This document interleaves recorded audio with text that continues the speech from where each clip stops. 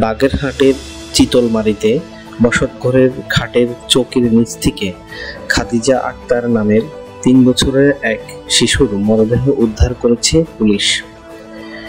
এই ঘটনার সঙ্গে জড়িত সন্দেহে পুলিশ নিহতের মা আয়েশা খাতুনকেও আটক করেছে।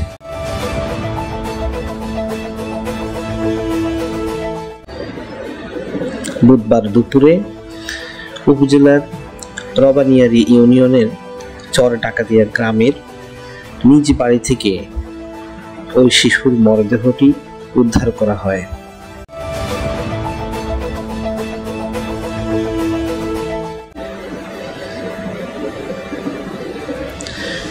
মৃত খাদিজা চর বানিয়ারি ইউনিয়নের চর ডাকাতিয়া গ্রামের তুহিন শেখের মেয়ে।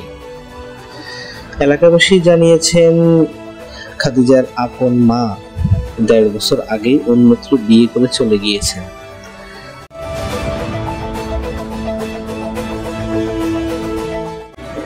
মাস কয়েক আগে তার বাবা তুহিন শেখ আয়েশা খাতুনকে বিয়ে করেছেন। এই বিয়ের ১ মাসের মাথায় খাদিজার মরদেহ উদ্ধার করল পুলিশ।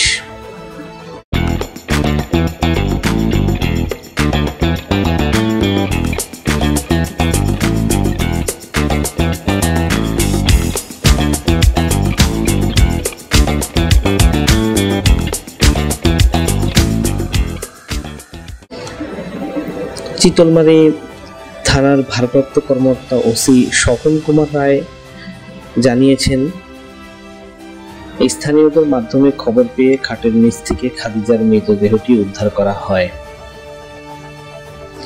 ঘটনার সাথে জড়িত সন্দেহ জিজ্ঞাসাবাদের জন্য নিহতের সৎ মা আয়েশা খাতুনকে আটক করা হয়েছে।